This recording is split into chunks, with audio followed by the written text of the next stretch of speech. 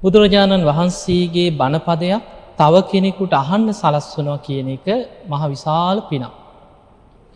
උන්වහන්සේ මේ ධර්මය අවබෝධ කරගන්නම මේ සසරේ පුදුමාකාර දුක් ගැහැට විඳපු කෙනෙක්.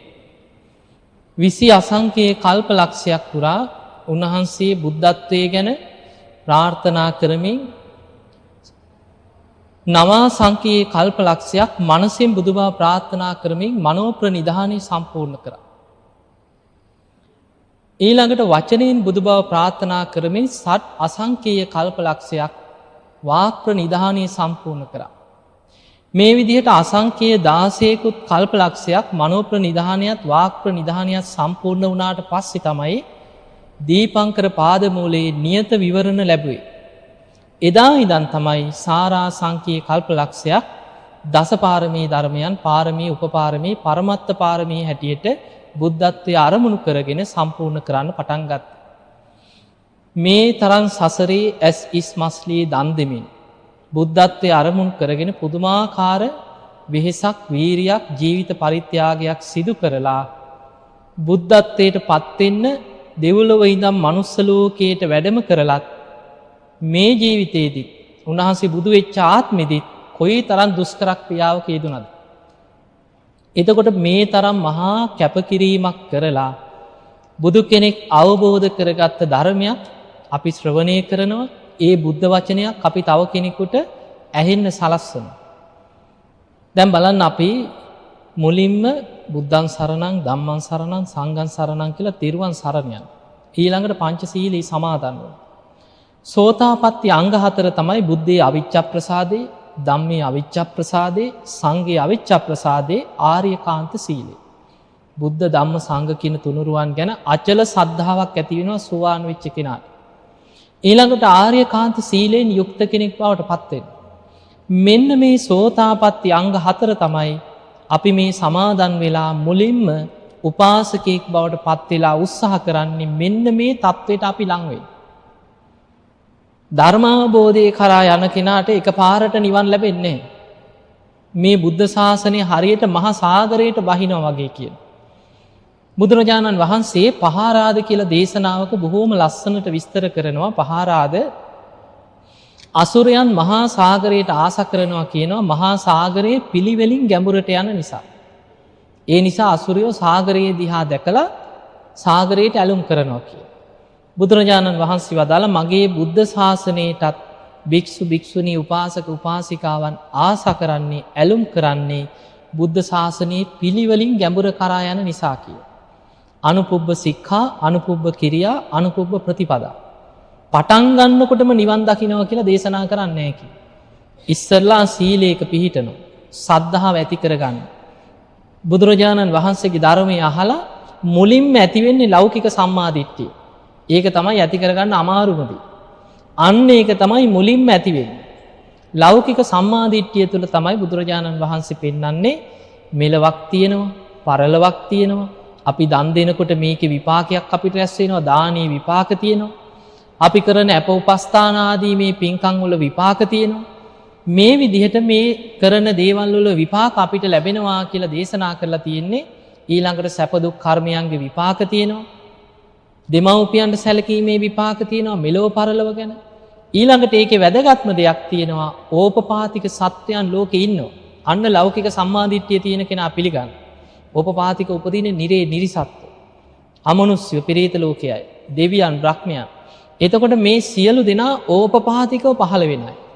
එහෙමනම් මුලින්ම බුද්ධ ශාසනයට ඇතුල් වෙන කෙනා දිව්‍ය ලෝක, බ්‍රහ්ම ලෝක, සතර අපාය, නිරය, പ്രേත ලෝකේ මේවා පිළිගන්නවා. ඕවා කොහෙද තියෙන්නේ? ඕවා කවුද විශ්වාස කරන්න කියනවා නම් එයාට ලෞකික සම්මාදිට්ඨියටවත් එන්න බෑ. ඒක නා නියත මිත්‍යා දෘෂ්ටිකේ. එයාට තෙරුවන් සරණ යන්න බෑ. එයා මුලින්ම බිමට වැටිලා ඉවරයි. ආයි ශාසනයට බහින්න බෑ.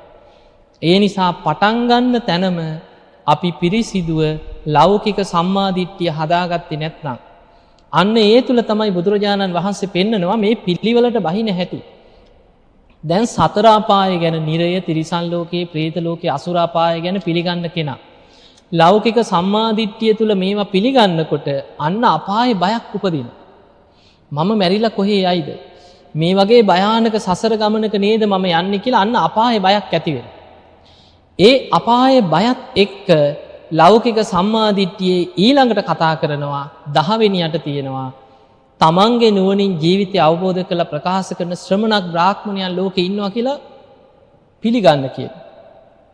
ඒ තුල තමයි තෙරුවන් සරණ යන්නේ. ලෞකික සම්මාදිට්ඨියේ තුල පිහිටලාම අපායේ බය දකින්න කෙනාමයි මේ භයානක සසර දුකින් මිදෙන මාර්ගයේ පෙන්වන මගේ ගුරුවරයා හැටියට මම බුදුරජාණන් වහන්සේව සරණ යනවා. ඒ මාර්ගයේ දේශනා කරන ඒ ප්‍රතිපදාව නිවන් අවබෝධ කරන වැඩපිළිවෙලක් හැටියට මම සරණ යනවා. ඒ මාර්ගය අනුගමනය කළ ප්‍රතිඵල ලැබපු ශ්‍රාවකයන්ව මං සරණ යනවා කියලා තුනුරුවන් සරණ යන්නේ මේ සතර අපාය ගැන පිළිගත්ත කෙනා අපායෙන් මිදෙන අදහස. අපාය පිළිගන්නේ නැත්නම් මේ භයානක සසර ගමන ගැන විශ්වාසයක් නැත්නම් එයාට තෙරුවන් සරණ යන උවමනාවක් නැහැ. අපි තෙරුවන් සරණ යන්නේම මේ භයානක සසර ගමනින් මිදෙන්න. එතකොට සද්ධාව ඇති කරගන්න උපකාර වෙන ප්‍රධානම කාරණේ බුදුරජාණන් වහන්සේ පෙන්නනවා දුක්ඛූපනිසා සද්ධා කියලා. සද්ධාවට හේතු වෙන්නේ සංසාර දුක, සංසාර බය ගැන ඇති වෙන අවබෝධය.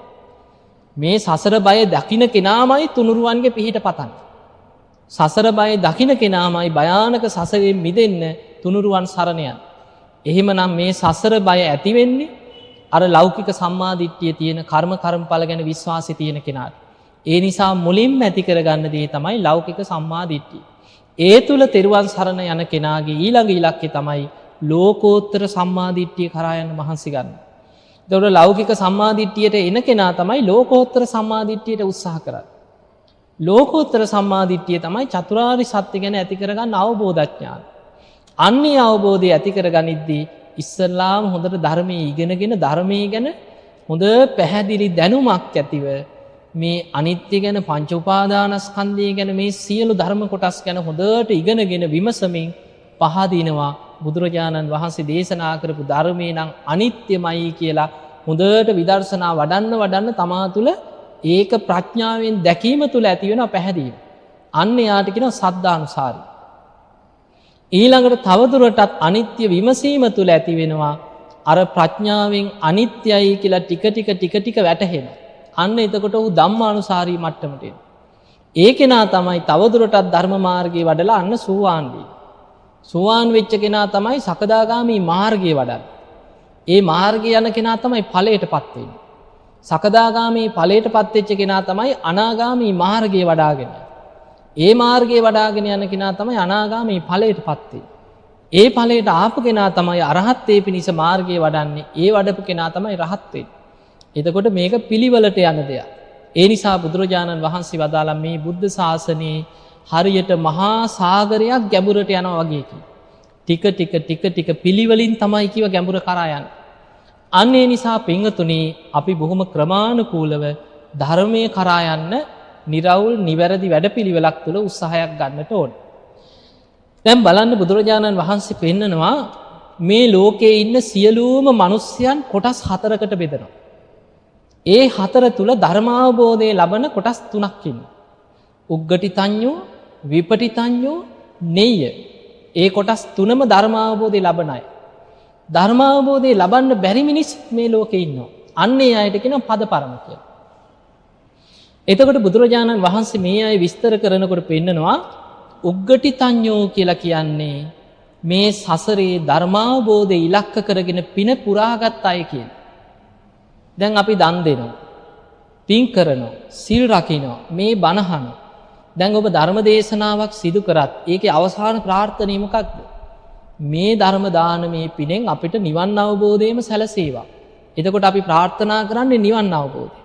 නිවන අරමුණු කරගෙන අපි කරන හැම පිනක්ම ධර්ම අවබෝධයට උපකාරක අංගයක් හැටියට පාරමිතාවක් හැටියට වැඩෙනවා. අන්නේ විදියට පින් කරලා පින බලවත් කරගන්නට ඕන. ඒ නිසා බුදුරජාණන් වහන්සේ ධම්සභා මණ්ඩපේ බණ කියනකොට මේ හැමෝම නිවන් දැක්කේ නෑනේ. 100,000 ගණන් බණ ඇහුවත් බුදුරජාණන් වහන්සේ ධම්සභා මණ්ඩපේ වැඩ ඉඳලා බලනවා කවුද අද ධර්මය අවබෝධ කරගන්න පින්වන්තම කෙනා කියලා මුලින්ම බලනවා. අන්නේ කෙනා ඉලක්ක කරගෙන තමයි දහම් දෙසන්නේ. උන්වහන්සේ මහා කරුණා සමාපත්තියෙන් ලෝකෙ දිහා බලනවා හිමිදිරි උදෑසනින්ම කවුද මේ ධර්මය අවබෝධ කරගන්න අය? අද දවසේ බුදු ඇසට පෙනෙන්නේ පින පිරිච්ච කෙනා කවුද? ඒ කෙනා හොයාගෙන යනවා. සමහරට යොදුන් ගණන් උන්වහන්සේ පයින් වඩිනවා එක්කෙනෙක් දෙන්නෙක් වෙනුවෙන්. එතකොට අපිට පේනවා බුදුරජාණන් වහන්සේගේ බුදුවැසට යොමු වෙන්නත් සසරේ ධර්මාවබෝධය පිණිස කරපු පින බලවත් වෙන්නට ඕන. එහෙම නැත්නම් ජේතවනේ ළඟ හිටියත් බණහන්න හිත නැමෙන්නේ. ධර්මාවබෝධය ඉලක්ක කරගෙන පින් කරගත්ත කෙනාටම තමයි ධර්මයට ආසහිතෙන්නේ. ධර්මය අහන්න උවමනාව ඇති වෙන්නේ. ධර්මය ඇහෙනකොටම ධර්මාවබෝධයට හිත නැඹුරු වෙලා මම මේ ධර්මයේ කරා යන්න ඕනේ කියන හැඟීම ඇතුළෙන්ම හදවතින්ම උඩට එන්නේ සසරේ ධර්මාවබෝධයේ පිණිස උත්සාහ ගත්ත කෙනාට විතරයි. එතකොට මෙවැනි පුද්ගලයන් උග්ගටිතඤ්ඤ කියන මේ පුද්ගලයන් සසරේ ධර්මාවබෝධයේ පිණිස පින පිරිච්ච අය ඒ අයට කෙටියෙන් ධර්මයේ කිව්වත් ඇති කියන. දැන් බලන්න උපතිස්ස කියන තරුණයා සාරිපුත්ත හාමුදුරුවන්ගේ ගිහි ජීවිතේ උපතිස්සනේ නම. එදා ධර්මයක් හොයාගෙන නගරේ ඇවිද ඇවිද ගියා. බලන්න සසරේ මේ ප්‍රඥාව දියුණු කරලා බණ අහලා ධර්මයේ නුවණින් විමසලා තිබ්බ වැටහීම කියන්නේ තරුණ කාලේ උපතිස්ස කෝලිත යාළුවෝ දෙන්න නිතර යනවා නැටුම් සංදර්ශන සංගීත සංදර්ශන බලන්න. මේ උත්සවයක් නැටුම් සංදර්ශනයක් නිතර නගරේ තියෙන උත්සවයක් බලන්න ගිහින් බලාගෙන ඉන්නකොට ඉතින් නටනවා දැන් පින වැඩෙනකොට තේරෙනවා මොනවද මේ අපි බලාගෙන ඉන්නේ. මේ කුණු වෙලා යන ශරීර නේද මේ උඩ පනින්නේ. Tamanටම තේරෙනවා මොනවද මේ මුලාව. මේවා වැටහිලා ඒ දිහා බලාගෙනම දෙන්නම තීරණය කරා අපි මේ බලන නිස්සාර දේවල් පේනව නේද මේ කුණු ශරීරවල මේ යථාර්ථය අවබෝධ කරගන්න නැතුව මිනිස්සු මේ කරන කියන දේවල්. අපි මීට වඩා වෙනත් ගැඹුරක් හොයාගෙන යන්න ඕන කියලා දෙන්නම පිටත් වෙලා ගියා. ගිහිල්ලා හොයාගෙන ගිහිල්ලා සංජය පරිබ්‍රාජකයා ළඟ කාලයක් තවුස්දම් පිරුවා හරියන්නේ නැහැ. Tamanට අවශ්‍ය කරන වැඩපිළිවෙල එතනින් ලැබෙන්නේ නැහැ. ඊට පස්සේ එතනිනුත් හොයාගෙන ධර්මයේ හොයාගෙන දෙපැත්තකට ගියා යාළුවෝ දෙන්න. කාට හරි ඉස්සරලා මුණ ගැහුනොත් ඊළඟ කෙනාටත් ඇවිල්ලා කියන්නම් කියන පොරොන්දුව පිට. මෙහෙම යද්දි තමයි අස්සජී මහරහතන් වහන්සේ වැඩම කරනවා දැකලා ඒ ඉරියව් දැකලම පැහැදුනා. අර නම් බොහෝම නිවිච්ච කෙනෙක්. බොහොම සංවර කෙනෙක්. හොඳ ධර්මයක් අවබෝධ කරගත්ත කෙනෙක් විය යුතුයි. ගිහිල්ලා වන්දනා කරලා කියනවා ස්වාමීනි ඔබ වහන්සේගේ ගුරුවරයා කවුද? ඔබ වහන්සේ මොන ධර්මයක්ද අනුගමනය කරන්නේ? ඔබ වහන්සේට පුළුවන් දැහුවා මට මේ ධර්මයේ කියලා දෙන්න. එතකොට අස්සජී මහරහතන් වහන්සේ කියනවා මගේ ගුරුවරයා තමයි කිව්වා භාග්‍යවත් බුදුරජාණන් වහන්සේ. උන්වහන්සේ වැඩ ඉන්නවා කිව්වා රජගහනුවර වේළුවනාරාම. හැබැයි මම ගොඩාක් නම් ධර්මයේ දන්නේ නැහැ කිව්වා දන්න ටික කෙටියෙන් කියලා දෙන්නම්. එතකොට තමන් අවබෝධ කරගත්ත ධර්මය හකුලවලා කෙටියෙන් කියනකොට පද 4ක ගාථාවකින් කීවේ. හැබැයි 4ම ඇහෙන්න පෙර ගාථාවේ පද 2ක් ඇහෙනකොටම සෝවාන් වුණා. දැන් බලන්න යේ ධම්මා හේතුප්පබවා තේසං හේතු තථාගතවාහ. තේසංචයෝ නිරෝධෝ එවං වාදී මහා සමනු මේ පටිච්ච සමුප්පාදයේ හකුලවලා තිබ්බ ගාථාව. හැබැයි මේ ගාථාවේ පද 2ක් ඇහෙනකොටම සෝවාන් වුණා. එහෙම සෝවාන් වෙන්න පුළුවන් උනේ පෙර සසරේ ප්‍රඥා පාරමිතාව දියුණු කරලා මුදුන්පත් වෙලා තිබ්බ නිසා. උන්වහන්සේ ප්‍රඥාවන්තයන්ගෙන් අගතනතුර ලබන්න සසරේ ප්‍රඥා පාරමිතාවම දියුණු කරගෙන ආපු කෙනා. එහෙම කෙනාට ගාථාවේ පද 2 ඇහෙනකොටම සෝවාන් වෙන්න පුළුවන්කම ලැබුණා. එතකොට ඒ වගේ අපි දන්නවා මේ බුද්ධ ශාසනයේ බුදුරජාණන් වහන්සේ කෙටියෙන් බණ කියනවා. හකුලවලා කියනවා. ඒ කෙටි 4 පද ගාථාවක් කෙටි ධර්ම දේශනාවක් එවැනි පුංචි බණ ටිකක් ඇති ඒක නුවණින් විමසලා ධර්මය අවබෝධ ලබන අය ඉන්නවා. අන්න එවැනි අයට බුද්ධ ශාසනය හඳුන්වනවා උග්ගටිතඤ්ඤෝ කෙනා කියලා. ඊළඟට තවත් ඉන්නවා ධර්මාවබෝධයට සසරේ පින් කරගත්ත අය. එවැනි අයට කියනවා විපටිතඤ්ඤෝ. හැබැයි අර උග්ගටිතඤ්ඤ කෙනා තරම්ම පින් කරපු කෙනෙක් නෙමෙයි. හැබැයි නිවන් දකින්න පුළුවන්. ඒ කෙනාගේ ඉන්ද්‍රිය ධර්ම තාම වැඩෙනවා. හැබැයි බුදු කෙනෙකුට තියෙනවා ඉන්ද්‍රිය පරෝ පරියත්තේ ඥානෙ. අන්නේ තුලින් බුදුරජාණන් වහන්සේ ඒ කෙනාව අඳුන ගන්නවා මේ කෙනාට දීර්ඝ වශයෙන් ධර්ම දේශනා කරොත් අර ඉන්ද්‍රිය වැඩිලා පරිපූර්ණත්වයටපත් වෙනවා. බුදුරජාණන් වහන්සේ විපටිතඤ්ඤෝ කෙනාට දහම් දෙසන්නේ මුලින්ම ඔහුට කරන්නේ පිළිවෙල කතාව කියන. දාන කතා, සීල කතා, සග්ග කතා, කාමානං ආදීනවා, නෛෂ්ක්‍රම්‍ය ආනිසංස. මෙහෙම පිළිවෙල කතාවක් තියෙනවා. ඉස්සල්ලාම දානය ගැන කියනවා. ඊළඟට සීලේ ආනිසංස, සීලේ වටිනාකම ගැන බණ කියනවා. ඊළඟට සග්ග කතා කියන සුගතියේ ඉපදීම. පින් දහම් කළ සුගතිය යන ආකාරය ගැන. කාමානං ආදීනව මේ පංචකාමයන්ගේ ආදීනව පැත්ත. නයිස් ක්‍රමයේ ආනිසංස කියන්නේ මේ පංචකාම සම්පත් අතහැරීමෙන් ලැබෙන අනුසස්. මේ ගැන පිළිවෙල කතාව කරගෙන යනකොට අර විපටිතඥෝ කෙනාගේ හිත නීවරණ යටපත් වෙලා ධර්මාවබෝධයට එකඟ වෙනවා කියලා. බුදුරජාණන් වහන්සේ ඒ පිළිවෙල කතාව කරද්දී හැම වෙලාවෙම ඒ කෙනාගේ හිත පිරිසිඳ බලනවා දැන් ධර්මාවබෝධයට හිත සකස් වෙනවද දැන් සකස් වෙනවද කියලා බුදු ඇසින් පිරිසිඳ බලමින් තමයි පිළිවෙල කතාව කරන්නේ. මෙහෙම පිළිවෙල කතාව කරගෙන යනකොට ධර්මාවබෝධයට ඔහුගේ හිත ගානට සකස් වේගෙන එනකොට බුදුරජාණන් වහන්සේ සාමුක්ඛංසික දේශනාව කරනවා. සාමුක්ඛංසික දේශනාව කියන්නේ දීර්ඝ දේශනාවක් චතුරාර්ය සත්‍ය ඇතුළත් බුදු කෙනෙක් පමණක් සිදු කරන දීර්ඝම දේශනාව තමයි සාමුක්ඛංසික දේශනය. ඒ දේශනාව අවසන් වෙනකොට ඒ කෙනා තුළ නීවරණ යටපත් වෙලා සාමුක්ඛංසික දේශනාව තුළ සප්ත බොජ්ජංග වැඩෙනවා කිය. දේශනාව අවසන් වෙනකොට ධර්මාවබෝධය ලැබෙනවා. හැබැයි ඒ පුද්ගලයෝ දෙන්නම පහළ වෙන්නේ බුදු කෙනෙක් තමයි අඳුන ගන්න. බුදුරජාණන් වහන්සේට තමයි ඉන්ද්‍රිය ධර්ම බලලා ඉලක්කයට බණ කියන්න පුළුවන්. එතකොට උග්ගටිතඤ්ඤ විපටිතඤ්ඤ කියන අය අද එවැනි දියුණු අය හිටියත් හරියට ඉලක්කයට අඳුනගෙන කොහොමද කවුද දන්නේ? හරි ගාතාව දෙන්න. දැන් බලන්නකෝ චුල්ලපන්තක හාමුදුරුවෝ. තමන්ගේ අයියා රහතන් වහන්සේ නමක් මහා පන්තක රහතන් වහන්සේ. එක ගාතාවක්වත් කටපාඩම් හිටින්නේ. පද 4 කටපාඩම් කරගෙන යනකොට අන්තිම පද දෙක ආයි සිහිපත් කරනකොට මුල ටික අමතකයි. කොයි තරම් උත්සාහ කරත් එක ගාතාවක් කටපාඩම් කරගන්න බැරි වුණා. අන්තිමට මහා පන්තක රහතන් වහන්සේ තමන්ගේම අයියා පුදුම උපදේශයක් දුන්නා. ගාතාවක්වත් කටපාඩම් කරගන්න බැයි නම් මේ බුද්ධ ශාසනයේ නම් ගැඹුරු ධර්මයක් අවබෝධ කරගන්න බෑ කිය. පින මදි කිය. ඒ නිසා මීට වඩා හොඳයි කියලා සිවුරු ඇරලා යන එක. ගිහිල්ලා සිල් ගුණ දහම් රැකගෙන ධාර්මිෂ්ඨව පින් දහම් කරගෙන ඉන්න කිය. හැබැයි චුල්ලපන්තක හාමුදුරුවෝ සිවුරු අරින්න කැමති වුණේ නෑ. මේක ඇහුව වෙලේ ඉඳන් අඬනවා වැළපෙනවා. ආරාමේ එළියට ගිහිල්ලා හඬ හඬා හිටියා. බුදුරජාණන් වහන්සේ දැක්ක. මොකද චුල්ලපන්තකෝ? අනේ ස්වාමීනි මහා පන්තක ස්වාමීන් වහන්සේ ගාථාවක්වත් පාඩම් හිටින්න නැත්නම් සිවුරු ඇල්ලලා යන්න කිව්වා කියලා. බුදුරජාණන් වහන්සේ අඬ ගහගෙන ආවා. ඇවිල්ලා බුදුරජාණන් වහන්සේ වදාලා චුල්ලපන්තක මේ බුද්ධ ශාසනයේ මහා පන්තකගේ නෙමෙයි කිව්වා. එතකොට බුදුරජාණන් වහන්සේගේ කිව්වා මේ ශාසනය. අන්න බුදුරජාණන් වහන්සේ දැක්කා ඉන්ද්‍රිය ධර්මයන්ගේ ස්වභාවය. පෙර සසරේ හිත වැඩිච්ච ආකාරය බැලුවා. බලලා බුදුරජාණන් වහන්සේට එදා ජීවක වෙද මහත්තයාගේ නිවසෙන් දානයට ආරාධනා කළා තිබ්බ බුද්ධ ප්‍රමුඛ සංඝයාට. බුදුරජාණන් වහන්සේ දානයට වැඩියා. හැබැයි චුල්ලපන්තක හාමුදුරුවෝ තියලා ගියා. රෙදි කෑල්ලක් දුන්නා.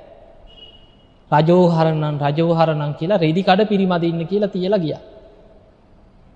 දානයට වැඩම කරලා දැන් දානයකට නිවසට බුදුරජාණන් වහන්සේ දැන් අදගම් ස්වාමින් වහන්සේලා වැඩියට පස්සේ ඉස්සල්ලාම සාංගික කරලා ඒ වගේ බණ ටිකක් කියලා ඊට පස්සේනේ දානේ බෙදන්නේ නේ.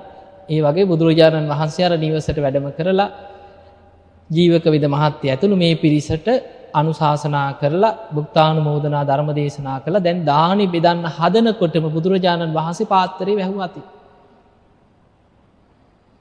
ජීවක වෙද මහත්තයට හිතුණා අනේ ඇයි මේ අපේ දානි අඩුවක්වත් වෙලාද? බුදුරජාණන් වහන්සේ වදාලා තව එක නමක් ඉන්නවා කිව්වා ආරාම. අන්න යාඩුයි කිව්වා. ගිහින් එක් කරගෙන ඉන්න කිව්වා. ඉක්මනට කෙනෙක් ඇරියා. යනකොට එක නමක් නෙමෙයි 100,000 ගාණක් ඉන්නව. හැබැයි එකම විදිහට. එකම රූපේ. එක්කෙනෙක් සක්මන් කරනවා, එක්කෙනෙක් ඉඳගෙන භාවනා කරනවා, එක්කෙනෙක් සිවුරු අනනවා, තව කෙනෙක් අතු ගන්නවා. එක එක ඉරියව්. ආපහු දුවගෙන ආවා. අනේ ස්වාමීනි භාග්‍යතුන් වහන්සේ එකම එක්කිනා එක එක විදිහට හැමතැනම ඉන්නවා කිව්වා. බුදුරජාණන් වහන්සේ වදාලා ඔබ ආයෙමත් යන්න කිව්වා. ගිහින් අහන්න කිව්වා කවුද චුල්ලපන්තක කියලා. 100,000 ගාණක් හිටියත් එක්කෙනෙක් කතා කරයි කිව්වා මමයි චුල්ලපන්තක. අන්න ඒ කෙනාගේ අතින් අල්ලගන්න. එතකොට අර සියල්ල අතුරුදහන් වෙයි. එයාව එක් කරගෙන ඉන්න කිව්වා. ගියා. ගිහින් ඇහුවා කවුද චුල්ලපන්තක? මමයි චුල්ලපන්තක කිව්වා. ගිහින් අතින් අල්ලනකොටම අර සියල්ල අතුරුදහන් වුණා. බුදුරජාණන් වහන්සේ ඔබට වැඩම කරන්න කීවා කියලා බුදුරජාණන් වහන්සේ වැඩ හිටපු අර දානශාලාවට එදා ජීවක වෙද නිවසේ ඒ දාණයට එක් කරගෙන වැඩම කරා. ඒ වෙලේ දාණය වළඳන්න පෙරම බුදුරජාණන් වහන්සේ වදාලා මහණෙනි මේ තමයි කිව්වා මගේ බුද්ධ ශාසනයේ මනෝමය ශරීර මවන භික්ෂූන් වහන්සේලාගෙන් අග්‍රම කෙනා අග්‍රස්ථානයක් දුන්නා.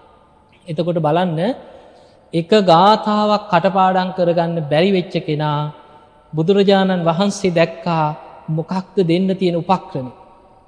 අර රජෝහරණං කියලා රෙදි කෑල්ලක් පිරිමැදලා ඒ තුල අනිත්‍ය මෙනෙහි වෙලා මනෝමය ශරීර මවන භික්ෂූන් වහන්සේලා අතරින් අග්‍රස්ථානය ලබා ගත්තා. රහත් වුණා. එතකොට බලන්න ඒක ඒ විදිහට කෙනෙක් දිහා ඉලක්කයට බලලා බණ කියන්න පුළුවන් බුදුරජාණන් වහන්සේට විතරයි. ධර්මයේ තියෙනවා දැන් ධර්ම සේනාධිපතිනේ සාරිපුත්ත හාමුදුරුවෝ. සාරිපුත්ත හාමුදුරුවම තමන්ගේ ශිෂ්‍ය භික්ෂුවකට උපදෙස් දෙනවා එක එක භාවනාවල් කියලා දෙනවා. ධර්ම අවබෝධය ලැබෙන්නේ නැහැ. එක්කරගෙන ආව බුදුරජාණන් වහන්සේ ළඟට. එක්කන් ඇවිල්ලා කියනවා ස්වාමීනි මම මේ භික්ෂුවට මේ විදිහට ධාතු මනසිකාරය අනිත්‍ය සංඥාව ඒ වගේම අසුභ භාවනා ගණනාවක් දුන්නයි. ඒත් ධර්ම අවබෝධය ලැබෙන්නේ නැහැ. බුදුරජාණන් වහන්සේ බැලුවා බලනකොට මේ පිළිකුල ගැන වඩන්න දුන්නට පෙර සංසාරේ රන් කරුවේ ආත්ම ගණනාවක් තිස්සේ මේ බොහොම ලස්සන රත්තරන් වලින් නිර්මාණ කරපු රන් කරුවේ. ඔහුගේ හිත සකස් වෙලා තියෙන ක්‍රමයේ බුදුරජාණන් වහන්සේ දැක්කා. අන්නේ දිහා බලලා බුදුරජාණන් වහන්සේ උපදෙස් දුන්නා. ඒ සුළු උපදේශයෙන් රහත් වුණා. ඒ වගේ තව සිදුවීමක් තියෙනවා. ඒ වගේ වෙලාවක ඒත් ඔය වගේම එක්කරගෙන ආපු වෙලාවේ බුදුරජාණන් වහන්සේ සාරිපුත්ත හාමුදුරන්ගේම ගෝලේ. බුදුරජාණන් වහන්සේ මේ ගෝලයට කියනවා මම මේ සාරිපුත්තයන් වහන්සේ සමග ටිකක් කතා කර ඉන්නකම් ඔබ යන්න කීවා ජේතවන පොකුණ ළඟට ගිහින් ඉන්න කිව්වා පණවිඩයක් එවන්නම් කිව්වා. දැන් මේ භික්ෂුව බුදුරජාණන් වහන්සේ මට පස්සේ උපදෙස් දෙයි කමටහන් දෙයි කියලා හිතාගෙන ගියා ජේතවන පොකුණ ළඟට. ඒක තමයි කමටහන්. පොකුණ ළඟට යනකොට පොකුණේ ලස්සන මලක් තියෙනවා. නෙළුම් මලක්. මල දිහා බලාගෙන හිටියා. බුදුරජාණන් වහන්සේ මේ වෙලාවෙම අදිෂ්ඨාන කරා මේ මල බලාගෙන ඉන්නේ නැද්දි හේමම කුණු වෙලා එතනම වැක්කිරෙනවා පේන. සැනින් අදිෂ්ඨාන කළා මේක පේන්න සැලැස්සුවා. ඒක හිතට අරගෙන හේම වාඩි වුණා.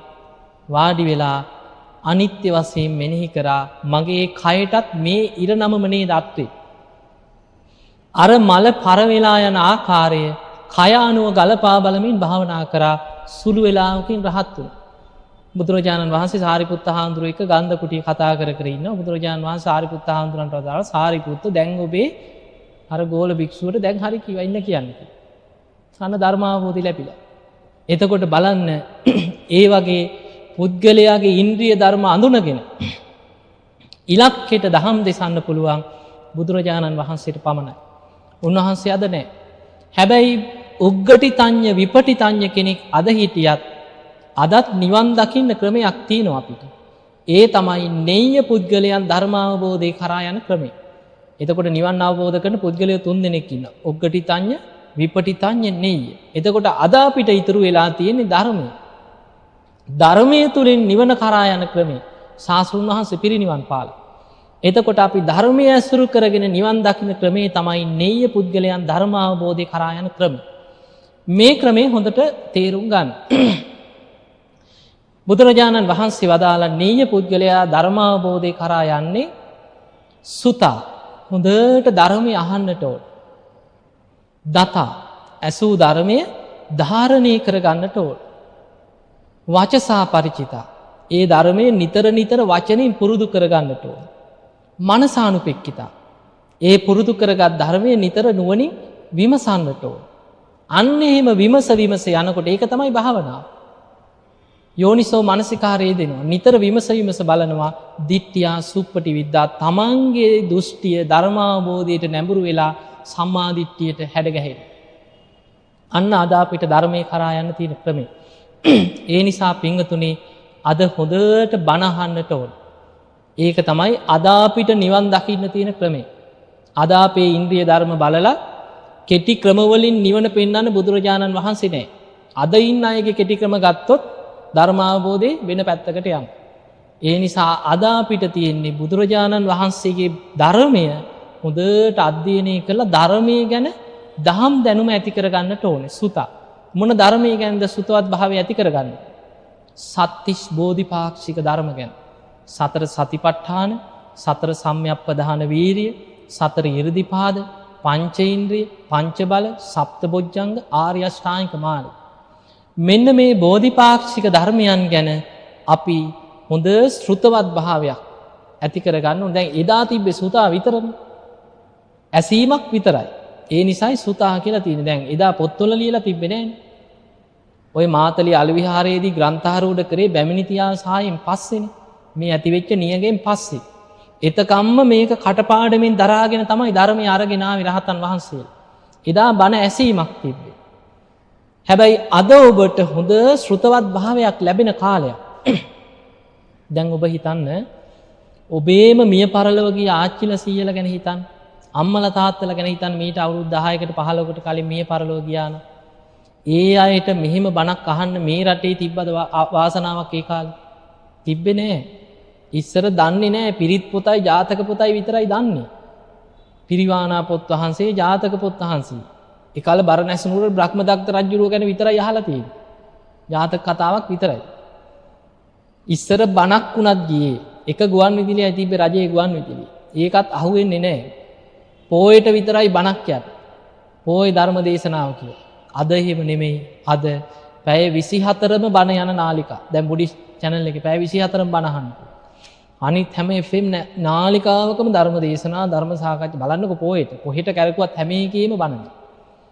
අද බණ පොත්ද කැසට්ද CDද කොච්චර තියෙනවද? අන්තර්ජාලයට ගියත් ධර්ම දේශනා ඕනේ තරම් ගන්න පුළුවන්.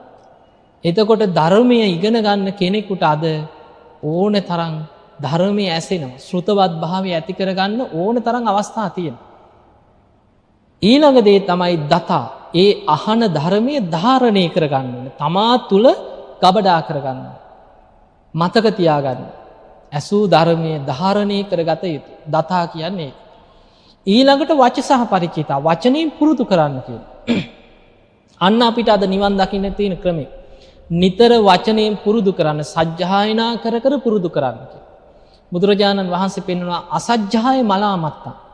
නිතර සජ්ජායනා නොකරනකොට ඒ මතකයේ කියන එක මල බැඳෙනවා කියලා.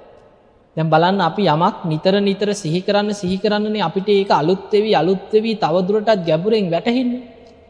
අපි ඒක කාලයක් අතහැරලා දැම්මට පස්සේ කාලයක් යනකොට මල බැඳෙනවා. අමතක වෙලා යනවා. ඒ නිසා නිතර සජ්ජායනා කරන්න. ඔය නිකන් ඉඳගෙන හිටියත් මේ ඇස අනිත්‍යයි, කන අනිත්‍යයි, නාසය අනිත්‍යයි, දිව අනිත්‍යයි, කය අනිත්‍යයි, මනස අනිත්‍යයි. මේ පංච උපාදානස්කන්ධය හටගන්නේ මෙහිමයි, පටිච්ච සමුප්පාදේ මේ විදියට හැදෙන්නේ. ඔය සියල්ල සජ්ජායනා කර කර නිකන් වචනෙන් කියා හරි ඉන්න. ඒක තමයි නිතර ධර්මයේ තමා තුළට කාවදින ක්‍රමයක්. සජ්ජායනා කරන්න කියන. එතකොට ඉස්සර තිබ්බ දැන් අද බුරුමේ වගේ රටවල තියෙනවා. වනපොත් කරනවා කියලා මේ ත්‍රිපිටකයේ කටපාඩම් කරනවා. එදා කටපාඩමෙන් අරගෙන ආවේ. එතකොට ඒ සජ්ජායනා කර කටපාඩම් කරනකොට තමා තුලම ඒ සියල්ල මතකේ තියෙන ඕනම වෙලාවක තමන්ට ධර්මයේ සිහි කළා මතක් කරගන්න පුළුවන් මතක ශක්තියක් තමා තුල ගොඩ නැගෙන. එහෙම නැත්නම් ප්‍රශ්නයක් ආපු ගමන් පොත හොයන්න එපා. පොත් රාක්ක පිටින් පෙරලා පොත හොයන්න. ඒ නිසා තමා තුල ධර්මයේ ගබඩා කරගන්න කියන නිතර. අන්න අද අපිට නිවන් දකින්න තියෙන ක්‍රමේ සුතා හොඳට බණ අහන්නට ඕනේ, දතා ඇසූ ධර්මයේ ධාරණය කරන්නට ඕනේ, වචසා පරිචිතා නිතර වචනේ පුරුදු කරන්න. ඊළඟට දැන් වචනයෙන් පුරුදු කරලා කටපාඩමින් දරාගෙන ඉන්න ධර්මය මනසානුපෙක්කිතා. අන්න නුවණින් විමසන්න කියන.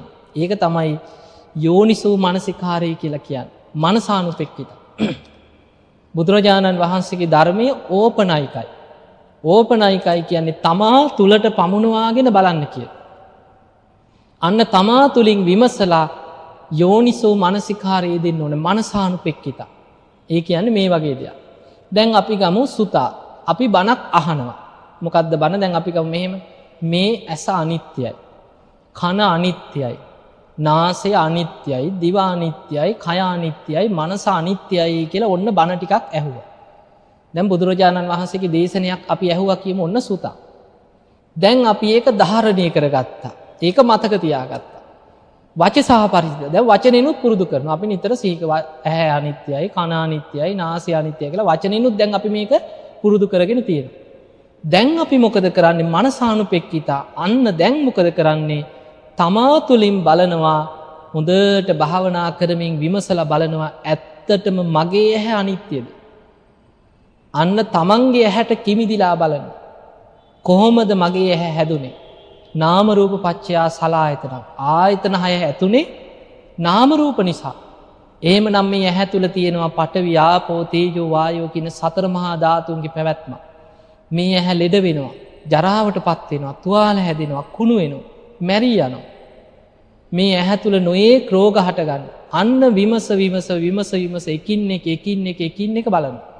එතකොට මෙහෙම බලන්න විමස හොයන්න දැන් Tamanට අන්න අර අහලා මතක තියාගත්ත වචනයෙන් කටපාඩම් කරගත්ත ධර්මය තමා තුලින් තමාගේ ඇහැ තුලින් Tamanට දකින්න ලැබෙනවා.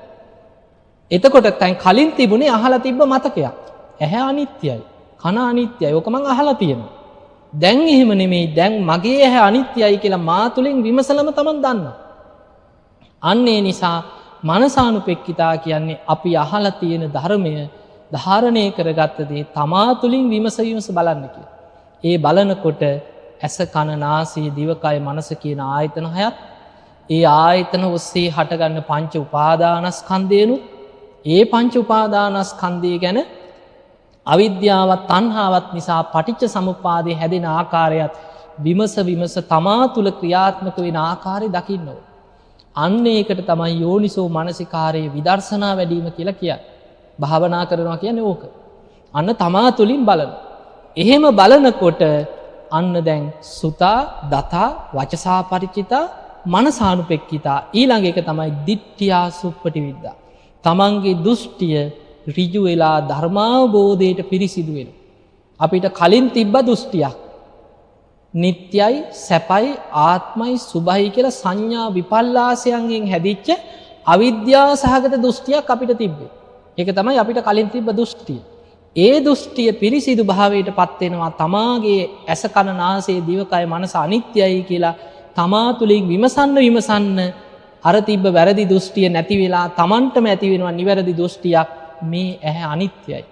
මගේ ඇස දුකට අයිති දෙයක්. මේක හේතු නිසා හටගෙන හේතු නැති වෙනකොට නැති වෙලා යන දෙයක්. මම මගේ කියලා පිළිගන්න බැරි දෙයක්. අන්න අනිත්‍යයි, දුකයි, අනාත්මයි කියන ත්‍රිලක්ෂණය ආයතන 6 තුලත් පංච උපාදානස්කන්ධයත් තුලත් ඒ දේ තමා තුලින්ම විමසලා දකිනකොට ඒ අනිත්‍ය දුක්ඛ අනාත්ම ධර්මතාවය ගැන තමා තුලින් ඇති වෙන දෘෂ්ටිය. ඒක තමයි සම්මා දිට්ඨිය. අන්න ඒ විදිහට ගැඹුරු ධර්මයේ තමා තුලින් විමසලා ඒ අනිත්‍යයි දුකයි අනාත්මයි කියන මේ ධර්මතාවය ගැන දෘෂ්ටිය ඍජු කරගන්න කියන. අන්න ඒ විදිහට තමයි අද අපිට ධර්මාවබෝධය කරා යන්න තියෙන්නේ. අන්න නෙය්‍ය පුද්ගලයන් ධර්මාවබෝධය ලබන ක්‍රමය. ඊළඟට බුදුරජාණන් වහන්සේ වදාළ පදපරම කියලා කෙනෙක් ගැන. ධර්මාවබෝධය ලබන්න බැරි අය ඉන්නවා ලෝකේ. ඒ පදපරම කියන කෙනා බුදුරජාණන් වහන්සේ පෙන්වන දුප්පඤ්ඤෝ හෝති. ප්‍රඥාව දුර්වල කෙනෙක් කිය. ඒ කියන්නේ කියන දේ විමසලා තේරුම් ගන්න බැරි කෙනෙක්. ප්‍රඥාව අඩුයි. නුවණ නැහැ. ඊළඟට ජලෝ ඒලමෝගෝ කියන කෙලතොලොයි කියන. මන්ද බුද්ධිකයි. සිහි නුවණ අඩුයි කියන. එතකොට කෙලතොලු දැකලා ඇතින කෙල පෙරාගෙන මන්ද බුද්ධික. සිහි කල්පනාව අඩු. සිහි නුවණ අඩු අය ඉන්නේ. උපතින්. එවැනි කෙනෙකුට මේ ධර්මය අවබෝධ කරන්න බෑ. හැබැයි එවැනි කෙනෙකුට තමයි නිවන් දකින්න බෑ කියලා තියෙන්නේ. අනිත් කෙනාට වීරියවන්ත උත්සාහය නුවණ තියෙන කෙනාට වීරියෙන් ධර්මයේ පුරුදු කරගත්තොත් ධර්මාවබෝධය ලබන්න පුළුවන්. ඒ නිසා පින්වතුනි පදපරම කියලා ධර්මාවබෝධය ලබන්න බැරි අය ලෝකේ ඉන්නවා. ඒ අය ඊටාම සුළු පිරිසයි. නමුත් බොහෝ දෙනෙක් ධර්මාවබෝධය නොලබාම මැරිලා යන්නේ පුළුවන්කම තිබිලා. දැන් අපිට පේනවා බුද්ධ දේශනා දිහා බැලුවත් මහදන සිටුවරයා ගැන තියෙනවා බුදුරජාණන් වහන්සේ ආනන්ද හාමුදුරුවෝ සමග නගරේ පිණ්ඩපාත යන. වයසට ගිය දෙන්නේ පාරේ හිඟා කනවා හිඟමනියන්. බුදුරජාණන් වහන්සේට අනුකම්පා සහගත සිනහවක් පහළ වුණා. සිනහසෙනවා කියන්නේ අර උසුළු විසුළු කරනවා වගේ නෙවෙයි බුදු කෙනෙක් සිනහ පහළ කරනකොට විශේෂ ධර්ම කාරණයක් මතු කරන්නයි බුදු කෙනෙක් සිනහ පහළ කරන්නේ. බුදුරජාණන් වහන්සේ සිනහ පහල කරනකොට දත් අග විතරයි කියනවා පේන්නේ සතර දළදාවන්ගේ. එතකොට දත් අග විවර වෙනකොට සුදු බුදු රැසක් දත් අගින් විහිදිලා බුදුරජාණන් වහන්සේගේ සිරස වටා 3 වරක් පැදකුණු කරලා බුදු රැස අහසට පැන නගිනවා කියන සුදු පාට බුද්ධ රශ්මිය. ආනන්ද හාමුදුරුවෝ බුදුරජාණන් වහන්සේ පිටිපස්සෙන් වැඩම කරා. ආනන්ද හාමුදුරුවෝ දැක්ක බුදුරජාණන් වහන්සේගේ දත් අගින් විහිදෙන සුදු පාට බුද්ධ රශ්මියක් සිරස වටා 3 වරක් පැදකුණු කරලා අහසට පැන නැග්ගා. ස්වාමීනි සිනහ පහල කරේ යම් කාරණයක් නිසාද කියලා ඇහුවා. බුදුරජාණන් වහන්සේ වදාලා ආනන්ද ඔන්න ඔය යන පාරේ හිඟමනේ යන දෙන්න අඳුරනවාද ඇහුවා. ආනන්ද හාමුදුරුවෝ බලාගෙන හිටියා. ස්වාමීනි මේ මහදන සිටුවරයයි සිටුදියණියයි නේද කියලා. මේ නගරේ මීට බොහෝ කාලයකට කලින් තරුණ කාලේ හිටපු සිටුවරයයි සිටුදියණියයි. බුදුරජාණන් වහන්සේ වදාලා ආනන්ද මේ අය තරුණ කාලේ ධර්මාවබෝධයට මහන්සි ගත්තා නම් ගිහි ජීවිතේම අනාගාමී වෙන්න පින තිබ්බ දෙන්නෙක් කිය. මැදි වයසේදී ධර්මාවබෝධයට මහන්සි ගත්තා නම් සකදාගාමී වෙන්න මහන්සි පින තියෙන දෙන්නෙක් කියව මහන්සි වුණා. වයසට ගිහින් හරි සිහි කල්පනාව තියෙද්දි උත්සාහ කරා නම් අඩුම ගානේ සෝවාන් වෙන්නවත් පින තියෙනවා කිය. ආනන්ද මේ අය ප්‍රමාද වුණා කිය. ධර්මාවබෝධයට උත්සාහ නොකිරීම තුළ අර තිබ්බ පින ගෙවිලා අවසන් වුණා. පින කියන එක ගෙවිලා යන දෙයක්. ඒ නිසා තමයි අද රජ කරත් ටික කාලෙකින් මහපාරට වැටෙන්න පුළුවන්. අද කෝටිපතියා මහපාරේ හිඟා ගන්න පුළුවන් තව ටික කාලෙකින්. තමන්ගේ පින මත තියෙන ලැබීම පින ගෙවිලා අවසන් වෙනකොට නැති වෙලා යනවා. මහා සමාජයේ ගෞරව කීර්තිනාම ඇතුව වැජබෙන කෙනා ටික කාලෙකින් සමාජෙම නින්දාවට අපකීර්තියකට පත් වෙනවා. පින ගෙවිලා අවසන් වෙනකොට පුද්ගලයා පහතට වැටෙනවා. ඒ වගේ අර තිබ්බ සිටු තනතුරු ධනය සියල්ල විනාශ වෙලා අන්තිමට පින ගෙවිලා අවසන් වෙනකොට ධර්මාවබෝධය කරන්නත් බෑ. සිහි කල්පනාව නැහැ. එතකොට පිස්සුවෙන් පාරේ තැටියක් අරගෙන හිඟමනේ යනවා. එතකොට බලන්න බුදුරජාණන් වහන්සේට එදා බුදු කෙනෙක් පහළ වෙලා ඉන්නකොට ඒ නගරේම හිටපු මහදන සිටුවරයයි සිටුදියණියයි ගිහි ජීවිතේ අනාගාමී වෙන්න තරම් පින තිබිලත් ඒ පින මතු කරගන්න බැරුව පාරේ සිහි කල්පනාව නැතුව හිඟමනේ ගිය සිදුවීම් තියෙනවා. දැන් බලන්න අජාසත්ත ගැන. අජාසත්තත් බුදුරජාණන් වහන්සේ මුණ ගැහිලා තමන්ගේ තාත්තා මරලා ආනන්තරී අකුසලයක් කරගත්ත කෙනානේ. පස්සේ බුදුරජාණන් වහන්සේ මුණ ගැහිලා පුදුමාකාර විදිහට තුනුරුවන් ගැන සද්ධාව ඇති කරගත්. නිතර බුදුරජාණන් වහන්සේ මුණ ගැහෙන්නේ වර හිතේ මතක් වෙන. මම මේ වගේ පවක් කරගත්ත නේද? එතකොට ඒක අමතක වෙන්න බුදුරජාණන් වහන්සේ බලන්න ඇවිල්ලා ධර්ම කතාවක යෙදෙන. නිතර බුදුරජාණන් වහන්සේ මුණ ගැහෙන්න ආවා. දවසක් බුදුරජාණන් වහන්සේ සමග කතා බස් කරලා වන්දනා කරලා ස්වාමීනි මට දැන් රාජකාරී වගේක් තියෙනවා කියලා ගියා. එතනින් ඉවත් වුණාට පස්සේ බුදුරජාණන් වහන්සේ ආනන්ද හාමුදුරන්ට වදාලා ආනන්දය මේ අජාසත් රජුරෝ පාප මිත්‍රයන්ට අහු වෙලා ආනන්තරී අකුසලයක් කරගෙන ධර්මාවබෝධයට තිබ්බ පින වහගත්තා කි. රජුරෝ මේ අකුසලේ නොකරා නම් මෙතනින් නැගිටින්නේ මේ දේශනාව අවසන් වෙනකොට සෝවාන් වෙලා කි. එතකොට බලන්න සෝවාන් වෙන්න පින තිබ්බ රජුරෝ එදා පාප මිත්‍ර සේවනයේ නිසා ආනන්තරී අකුසලයක් කරගෙන අදටත් නිරේ පැහෙනවා. කල්පයක් නිරේ. සෝවාන් වෙන්න පින තිබ්බ කෙනා. එතකොට අපිට පේනවා ධර්මාවබෝධයට උත්සාහ නොකිරීම නිසාම බොහෝ දෙනෙක් හිස් සතින් මැරිලා අපායවල වලට වැටෙනවා. හිතන්න අපේම පවුල්වල නිවන් දකින්න අඩු ගානේ සුගතියක හරි යන්න පින තිබ්බ බොහෝ දෙනෙක්. කොච්චර ඇතිද අදත් පෙරේත ලෝකවල තිරිසන් ලෝකවල අපායවල වලනේ වීරිය නොවැඩීම නිසා. ඒ නිසා අප්‍රමාදීව ධර්මාවබෝධයට ලොකු වීරියක් ගන්න. මේ යන රටාවෙන්ම නම් ඔය බණකුත් අහනවා. රටේ ප්‍රශ්නයි කුණු ගොඩවලුයි ඔක්කොම ඔලුවට දාගෙන. හරි හම්බ කරගන්නවා ව්‍යාපාරයි ගෙවල් දොරවල් ඔක්කොම ප්‍රශ්නත් මැද්දේ. ඉඳලා හිටලා ඔය බණක් දහමක් අහනවා අපිට බැරියයි පස්සේ බැරියයි දැන් අපිට වෙලාවක් නැහැ. ඌව කොයි කරන්නද කියලා. ඔහොම ඉඳලා කලාතුරකින් බණක් අහලා මෙහෙම ධර්මයේ වඩාගෙන සුගතිය යන්න අමාරුයි. ඒ නිසා පින්වතුනි නිතර ධර්මයේම සිහි කරලා ධර්මානුකූල පරිසරයකට ඇතුල් වෙන්න. අඩු ගානේ එකපාරට අමාරු නම් නිතර බණ අහන්නවත් පුරුදු වෙයි. ගෙදර ඔය රූප වාහිනී වල ටෙලි නාට්‍යයයි චිත්‍රපටි එක එක කුණු වැඩසටහන් බලන එක නවත්තලා පුළුවන් තරම් පැය 24 බුද්දිස් channel එක හරි දාගෙන ඉන්න.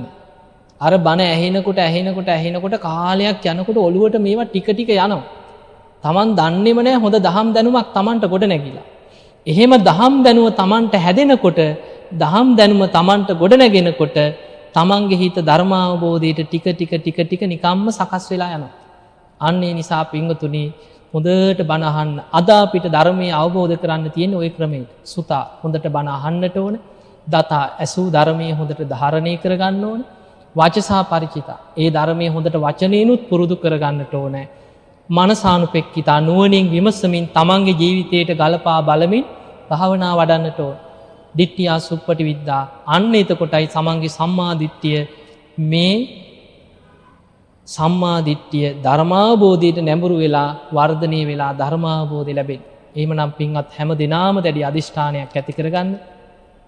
මේ ලැබිච්ච මනුස්ස ජීවිතයේ දවසින් දවස මොහොතින් මොහොත ෂණයෙන් ෂණේ ගෙවි අවසන් වෙනවා. කවදා කොතන කොයි මොහොතේ හුස්ම ටික යයිද කියලා අපි කාටවත් කියන්න පුළුවන් කමක් නැහැ. බැරි වෙලා හරි හුස්ම ටික ගියොත් හිතාගෙන ඉන්නවා. දැන් ඇහුවොත් කියයි අපි කවුරුත් අනේ කොහොම හරි සෝවාන් වෙන්නවත් ඕනේ. හැබැයි අපේ පවුල් වල මැරෙන තරමක් මැරුණේ සෝවාන් වෙලාද? ඒ අදහස හිතේ තිබුණා. හැබැයි ඒක කරගන්න උත්සාහය නැතුව පස්සට දදා හිටියා. පස්සේ බැරිය වැඩ වැඩි දැන් බෑ පස්සේ කරනවා. අද අමාරුයි කම්මැලි පස්සේ සීල් ගන්නවා පස්සේ භාවනා කරනවා කී හිටියා. පස්සට දදා ඉඳලා අර බාලගිරි දෝෂේ වගේ එකක් තිබ්බා. දන්නේම නෑ මරණය ලඟ වෙනකම්. අන්න ඒ නිසා බුදුරජාණන් වහන්සේ මරණ සතිය පෙන්වන්නේ මරණ සතිය හිතන්න කියනවා. මම දැන් මැරුණොත් කොහේ යයිද?